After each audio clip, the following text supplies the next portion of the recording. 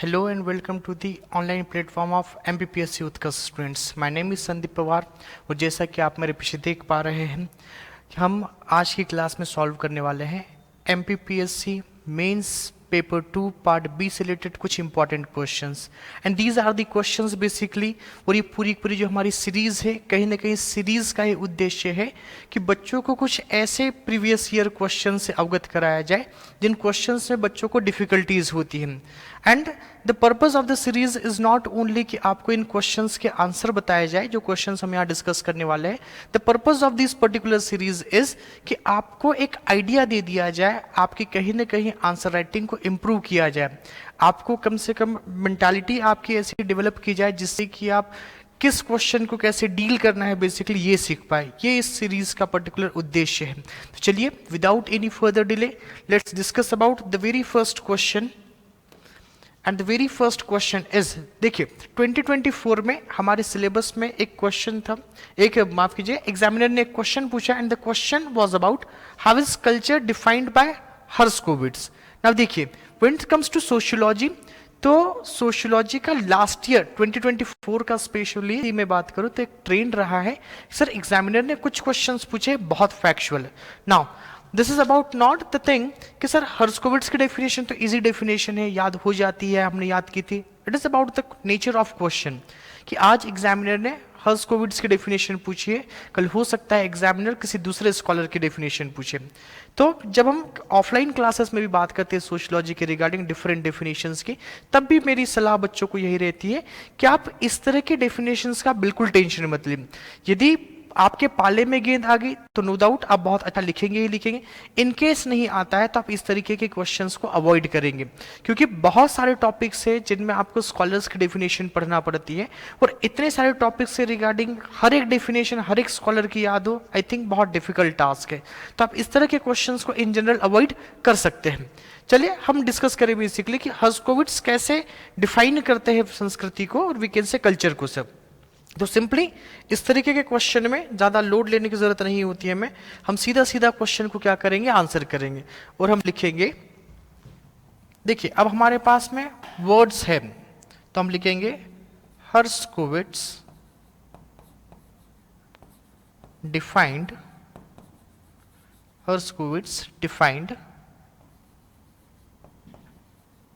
Culture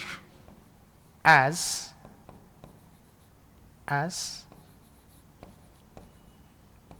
man-made part of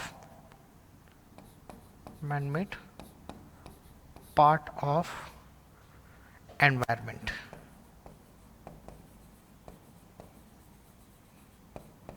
भाई हर्स्कोविट्ज ने कैसे डिफाइन किया है, तो हर्स्कोविट्ज ने सिंपली डिफाइन किया कि culture is a manmade part of environment. हमारे एनवायरनमेंट का जो मैनमेड पार्ट है बेसिकली उसको क्या कहा जाता है, कल्चर कहा जाता है।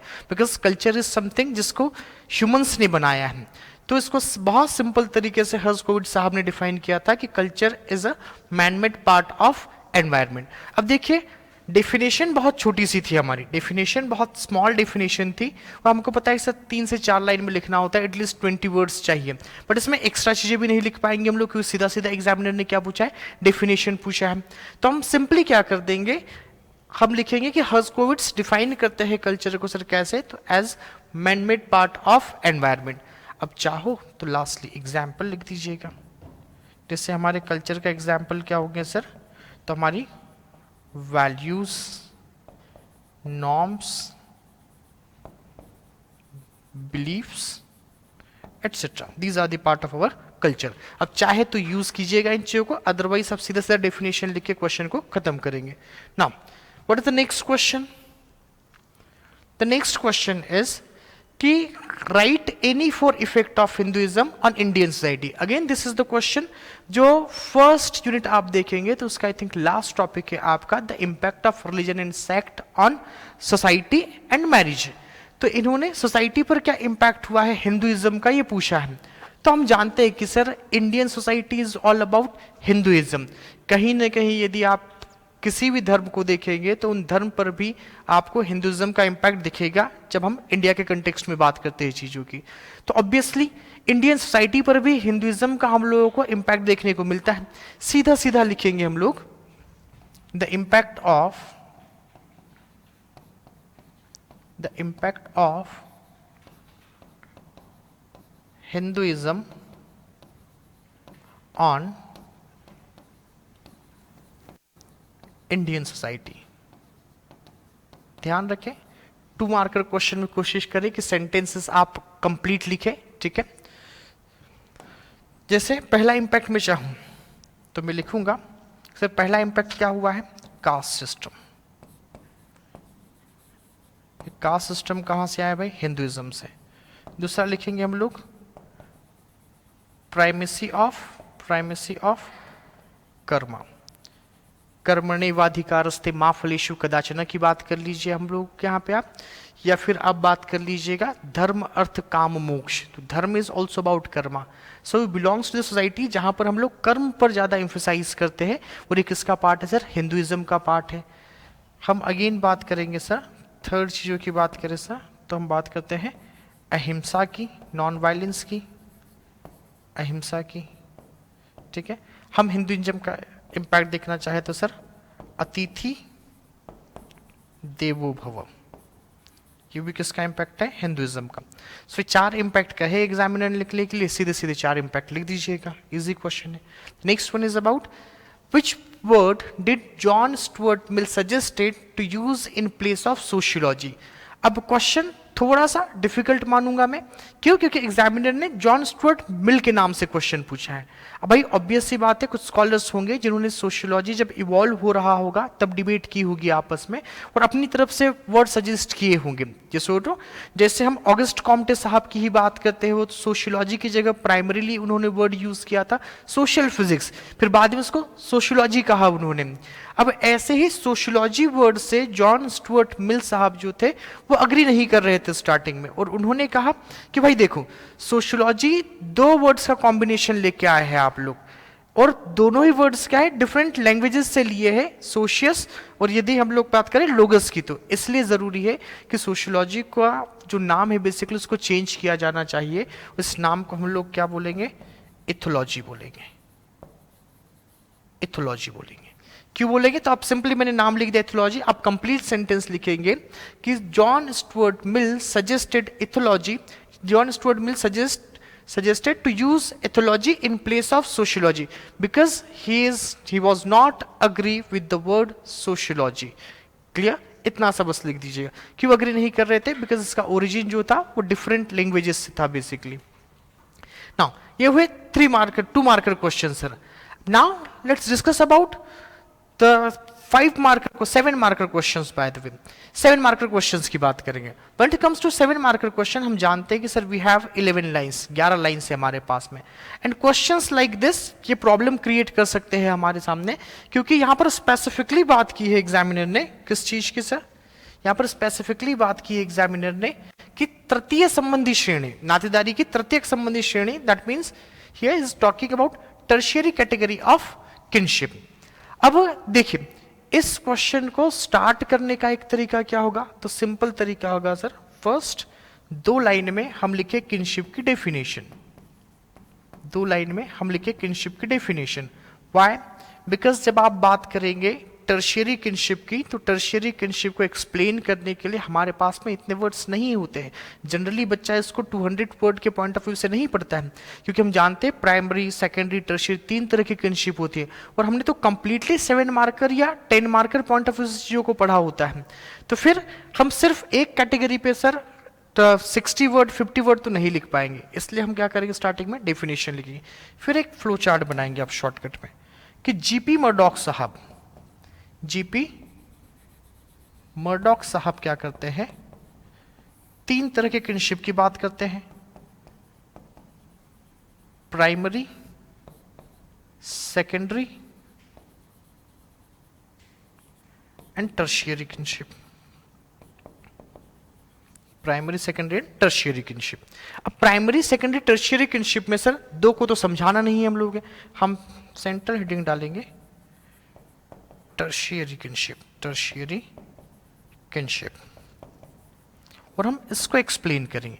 देखिए 2 लाइन ये 2 लाइन है, बाकी मैक्सिमम लाइन में आप बात करेंगे टर्शियरी किनशिप की। Is that clear? अब टर्शियरी किनशिप में हम लोग लिखेंगे कि सर हुआ ये बेसिकली टर्शियरी किनशिप होती क्या है, तो टर्शियरी किनशिप में हम लोग हमारे जो सेकेंडरी किन मेंबर्स होते हैं, हमारे जो सेकेंडरी किन मेंबर्स होते हैं उनके प्राइमरी किन मेंबर्स को यूज करेंगे, या फिर हम हमारे जो बेसिकली प्राइमरी किन मेंबर्स होते हैं उनके सेकेंडरी किन मेंबर्स की बात करते हैं, तो उसे क्या कहा जाता है सर, उसे कहा जाता है टर्शियरी किनशिप।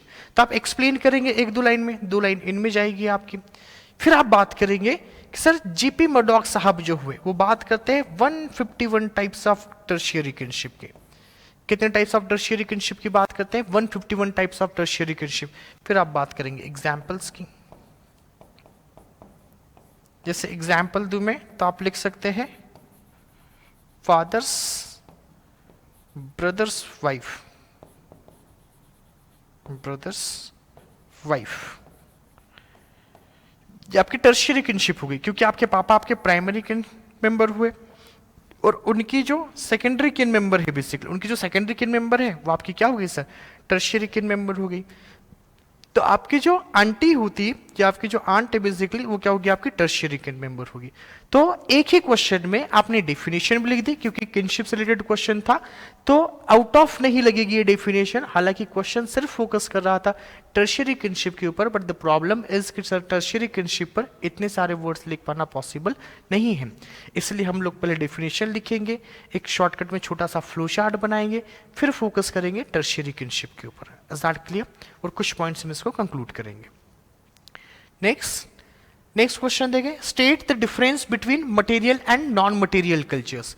2023 में क्वेश्चन आया हुआ है, और कल्चर जब से हमारे सिलेबस का पार्ट बना है तब से पीएससी का one of the favourite topic रहा है ये, तब से पीएससी का one of the favourite topic रहा है। कल्चर से एक आध क्वेश्चन पीएससी पूछ ही लेता है, and this is one of the topic जिसमें भर भर के चीजें लिख सकते हैं आप लोग। अब जब भी डिफरेंस से रिलेटेड क्वेश्चन आए तो one of the best way of answering questions like this क्या हो सकता है सर, कि आप सिंपली क्या करें, तीन पार्ट्स में चीजों को डिवाइड कर ले, तीन पार्ट्स में चीजों को डिवाइड करेंगे। जो फर्स्ट पार्ट होगा आपका ये होगा सर बेसिस के रिगार्डिंग, फर्स्ट पार्ट में आप बनाएंगे बेसिस। इसमें होता ये है कि आप लिमिटेड वर्ड्स में बहुत ज्यादा चीजें मेंशन कर सकते हैं। एक में लिखेंगे बेसिस, दूसरे में लिखेंगे सर द क्वेश्चंस और मटेरियल कल्चर, मटेरियल कल्चर, यहां पर लिखेंगे नॉन मटेरियल कल्चर, यहां पर लिखेंगे नॉन मटेरियल कल्चर। ओके, तो एक साइड मटेरियल कल्चर लिखना है, दूसरी साइड नॉन मटेरियल कल्चर लिखना है। अब पहली तो चीज हम लोग सर डेफिनेशन से स्टार्ट कर सकते हैं, डेफिनेशन से स्टार्ट करेंगे। तो as we know non material culture, material culture क्या होगा सर, तो मटेरियल कल्चर बेसिकली आप सीधा लिख दीजिएगा what we have is our material culture, shortcut में लिखना है वैसे भी what we are, what we have and what we are. ये क्या है सर, एक जगह आप मटेरियल कल्चर की बात कर रहे हैं, एक जगह आप नॉन मटेरियल कल्चर की बात कर रहे हैं। मटेरियल कल्चर नेम देखेंगे, मटेरियल कल्चर को आप सिविलाइजेशन भी बोल सकते हैं, सिविलाइजेशन भी बोल सकते हैं। It can be known as culture, ये सिर्फ कल्चर होता है सर, क्लियर है? तो ऐसे कई सारे टॉपिक्स आप बना सकते हैं। जैसे यदि मैं बात करूं कि सर मटेरियल कल्चर जो होता है basically it is tangible, non material culture कैसा होता है सर, इंटेंजिबल होता है। मटेरियल कल्चर में आप बात करेंगे sir it is measurable, it is non measurable,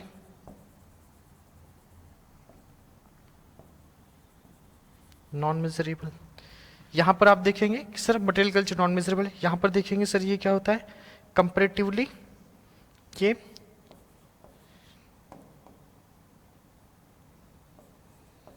developed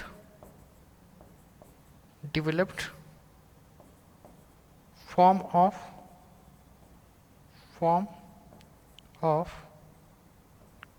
culture. और नॉन मटेरियल कल्चर ये क्या है सर, डेवलप itself। ये बहुत इजी होता है, ये बहुत कॉम्प्लेक्स होता है, ये बहुत रैपिडली ग्रो करता है सर, ये कंपैरेटिवली स्लो ग्रो करता है, इसमें रैपिड चेंजेस होते हैं, उसमें स्लो चेंजेस होते हैं। तो ऐसे कई सारे पॉइंट्स है जो 7 मार्कर पॉइंट ऑफ व्यू से आप लिख सकते हैं, ठीक है। तो सबसे बेस्ट तरीका ध्यान रखेंगे, पहले हम बात करेंगे बेसिस की, secondary will talk about the topics. Material और नॉन मटेरियल कल्चर में डिफरेंस करने के लिए आया था सर क्वेश्चन, तो हमने सीधा सीधा चीजों को लिख दिया यहाँ पे। Is that clear? Now let's talk about the next question. What is the next question? Describe the historical development of extension education in India before independence. अब बहुत सिंपल क्वेश्चन है ये, 2023 का क्वेश्चन है बाय द वे। तो ध्यान रखेंगे, क्या लिखेंगे सर? सबसे पहले हम लोग लिखेंगे डेफिनेशन। अगेन क्या करेंगे सर?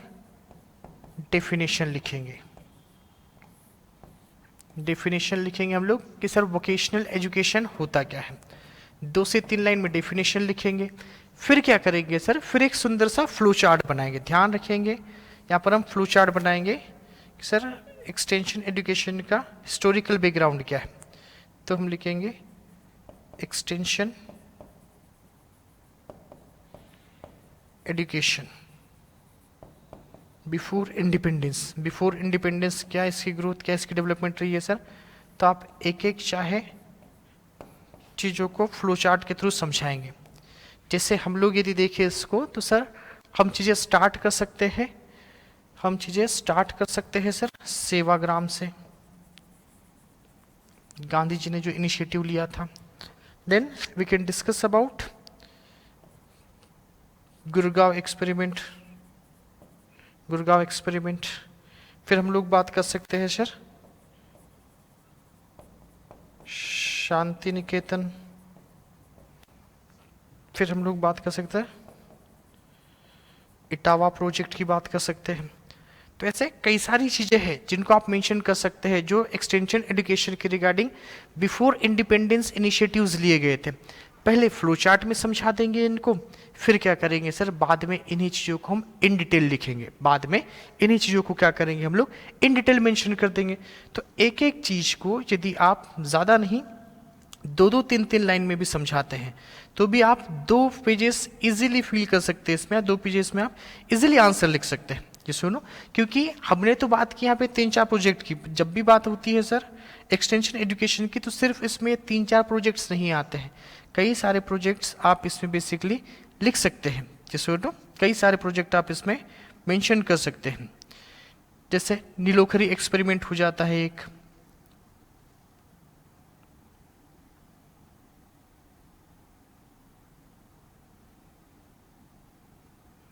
नीलोखरी एक्सपेरिमेंट लिखेंगे आप, गुड़गांव एक्सपेरिमेंट लिखेंगे आप, शांति निकेतन श्री निकेतन एक्सपेरिमेंट लिखेंगे आप। तो ये सारे नीलोखरी एक्सपेरिमेंट भी है सर। ये सारी चीज़ें हैं जिनके रिगार्डिंग यदि आप 3-3, 4-4 लाइन में भी चीज़ें लिखते हैं तो इजीली इस क्वेश्चन को आप आंसर कर पाएंगे। सो चलिए एक बार देखिएगा सर क्वेश्चन का नेचर कैसा था। क्वेश्चन का नेचर, कुछ क्वेश्चन का नेचर तो इजी था, कुछ क्वेश्चंस लग सकते हैं हमको डिफिकल्ट हो। This is one of the easy question. फिर हमने सेकंड क्वेश्चन की बात की sir, and what is the second one? तो दूसरा क्वेश्चन हमारा बात कर रहा था कि क्या इम्पैक्ट हुआ है हिंदुइज्म का इंडियन सोसाइटी पे, तो हमने सीधे सीधे आंसर लिख दिए। नेक्स्ट क्वेश्चन देखा हम लोगों ने सर इथोलॉजी वर्ड इन्होंने सजेस्ट किया था। कंप्लीट लिखेंगे आप लोग, प्लीज ध्यान रखिएगा, कंप्लीट लिखेंगे सेंटेंस को। देन फिर हम लोगों ने बात की कि सर हम जब बात होगी शॉर्ट आंसर टाइप क्वेश्चंस की तो इनमें चीज़ों को कैसे एक्सप्लेन करेंगे। 2 प्रॉब्लम आपको फेस करनी पड़ सकती है एग्जाम में, ध्यान रखिएगा। कुछ क्वेश्चंस ऐसे होंगे जिन क्वेश्चन के रिगार्डिंग आपके पास में मैटर कम होगा, दिमाग में कुछ 2, 4, 5 पॉइंट्स आ रहे होंगे बट हो सकता है 200 वर्ड्स लिखने पड़े उनको। और कुछ क्वेश्चंस ऐसे होंगे जिनके ऊपर आपको भर भर के मैटर याद है बट एग्जामिनर ने सर 2 मार्कर में पूछ लिया। तो ये दोनों चीजें हैं and this is one of the question जहां पर मैटर जनरली कम होता है हमारे पास में किसी एक पर्टिकुलर कैटेगरी के ऊपर में, तो फिर हम उससे रिलेटेड चीजों को मेंशन करते हुए हमारे आंसर को कंप्लीट करेंगे, आउट ऑफ ना जाए चीजें और हमारा आंसर भी अच्छे से कंप्लीट हो जाए। फिर हमने बात की सर कि मटेरियल कल्चर और नॉन मटेरियल कल्चर में क्या डिफरेंस होता है, एक बेस तरीका देखा हम लोगों ने, बेसिस की बात करते हैं हम लोग प्राइमरीली। फिर बेसिस के बाद में सर हम लोग 2 टॉपिक्स की बात करेंगे, मटेरियल नॉन मटेरियल की, उस चीज़ों को क्या करेंगे, ख़त्म करेंगे। 7 मार्कर पॉइंट ऑफ व्यू से जितने इंपॉर्टेंट है चीज़ें उतने डिफरेंसेस लिखेंगे, ख़त्म करेंगे आंसर। लास्ट में बात की 11 मार्कर क्वेश्चन में हमारे पास में स्कोप होता है कि हम क्या करें, चीज़ों को बहुत अच्छे से रिप्रेजेंट करेंगे। तो डेफिनेशन लिखेंगे कि आपका वोकेशनल एजुकेशन क्या होता है, माफ़ कीजिएगा, एक्सटेंशन एजुकेशन क्या होता है। फिर एक फ्लो चार्ट बनाएंगे जो बिफोर इंडिपेंडेंस क्या लिए गए हैं सर, इनिशिएटिव्स लिए गए हैं, और बिफोर इंडिपेंडेंस जो इनिशिएटिव्स लिए गए हैं उनका फ्लो चार्ट बना के उन्हीं की क्या कर देंगे, डिटेलिंग कर देंगे बाद में। तो आपने डेफिनेशन भी लिख दी, इंट्रोडक्शन भी आ गया आपका, एक फ्लो चार्ट भी आ गया जो आपके आंसर राइटिंग में बेसिकली प्रेजेंटेशन वाली चीज़ों को बताता है। लास्टली आपने चीज़ों को इन डिटेल लिख भी दिया। लास्ट में क्या करेंगे, शॉर्टकट में कंक्लूड करेंगे कि एक्सटेंशन एजुकेशन का इंपॉर्टेंस क्या है आज की डेट में। Is that clear? So hope कि आप लोगों के लिए जो क्लास है ये यूजफुल हो और आप लोगों की आंसर राइटिंग में कुछ न कुछ पॉजिटिव चीज़ें ऐड ऑन करें। मिलते हैं किसी ऐसी ही क्लास के साथ में। चलिए, थैंक यू सो मच।